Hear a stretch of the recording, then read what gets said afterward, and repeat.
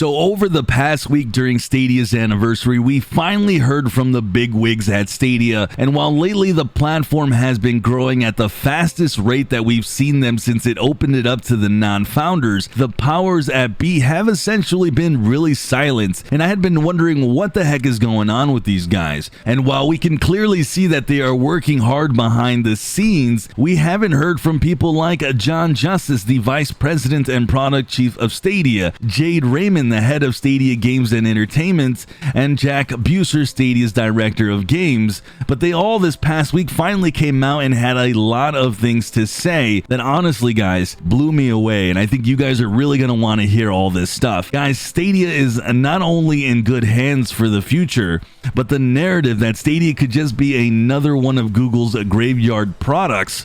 Well, guys, listen to some of these quotes. 400 games are in development right now from 200 developers. And well, when you hear things like that, you start to feel better about your Stadia investment. I'm going to go ahead and quickly go over some of the main points that we got out of this past week. And like always, guys, these interviews are going to give you guys an idea of where this platform is headed and why the future, in my opinion, is brighter than ever. And this isn't coming from my personal hope, but what is actually being done behind the curtain. Quickly though, if you guys can hit that like button, I'd appreciate it, as it really helps that algorithm reach far and wide. And subscribe if you're new, as I cover anything and everything related to Stadia. So I have a couple of points that I want to hit on, and I want to talk about all of them because they are all really eye-opening, guys. And I mentioned about the 400 games in development, and I'll go ahead and touch on that here in a second, but that wasn't some of it. Stadia is apparently working, guys, on a lot more exclusives, as the question was asked if he could provide an update to the studios working on Stadia games,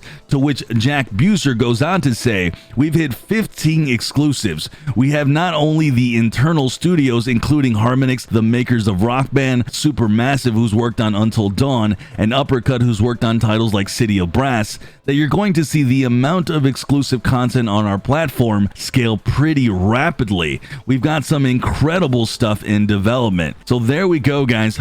15 exclusives. Now, I'm taking this as they are working on 15 exclusives right now, which, guys, is pretty insane. And I'm guessing we can't assume one title, that is Outcasters, but that is still very, very impressive, and once again speaks to the idea of what they are trying to accomplish. 15 games is nothing to sneeze at. He also mentioned that you'll see some of these titles next year, and he also mentioned that the games being played in the cloud will be pushing boundaries. So all in all, very impressive. But the biggest takeaway from what I took from Jack Buser is this quote here, guys.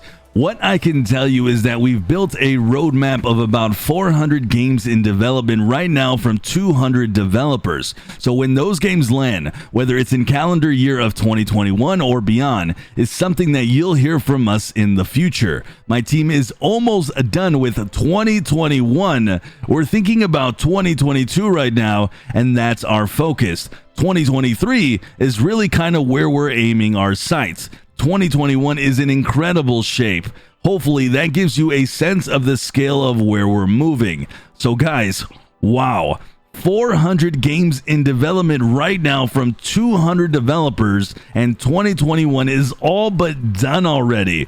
Now, guys, the past few months, we've already started to uncover what some of these games will be coming in 2022 and beyond. We heard about the new Monster Hunter game that should be coming to Stadia.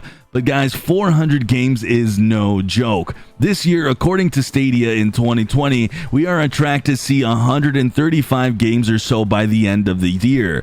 That number will now be almost double to tripled in the number of releases for the next year. What this all means to me is that next year, on a weekly basis, you will start to see potentially anywhere from a minimum of a few titles releasing to half a dozen or more on a weekly basis, which is mind-blowing, because we had moments this year where some weeks we had no titles releasing at all, and some, well, we did have quite a few. It was really, really inconsistent. But I think going forward, due to all the games and things happening in development, you're going to start to see this shift soon, and we start seeing the consistent stream of titles dropping like you normally do on other platforms. And the last thing that got mentioned that really stood out to me about these interviews was from John Justice, where he mentioned that you should expect to see many more free-to-play games like Destiny 2. And I think, guys, this is where the future of seeing this platform exploding in growth is going to happen. Getting a completely free virtual console is essentially what Stadia is, and that's going to open up the floodgates to many people who have been left behind with the current console generation or has never gotten on board like in many other countries.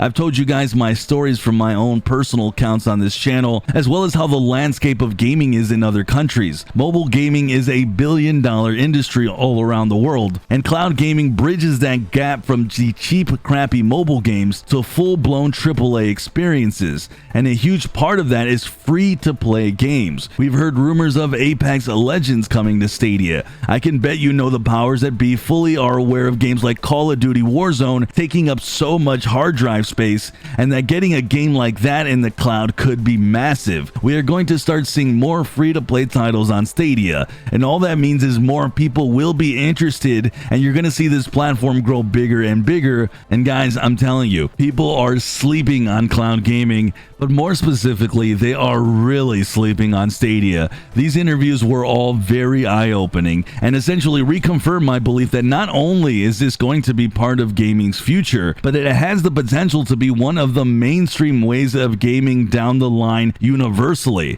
I don't know if cloud gaming will ever change the minds of the console gamers. I can tell you as a former PC gamer, it's not going to change theirs. But Stadia's future, from just the normal roadmap of games coming to the potential eye-opening first-party titles that could change the gaming industry forever, this platform is not only here to stay, but can change the perception of how the future of games are played and what the possibilities can be. I don't know about you guys, but man, I am excited about the future of Stadia and cloud gaming, and I am so glad that I am here for the ride.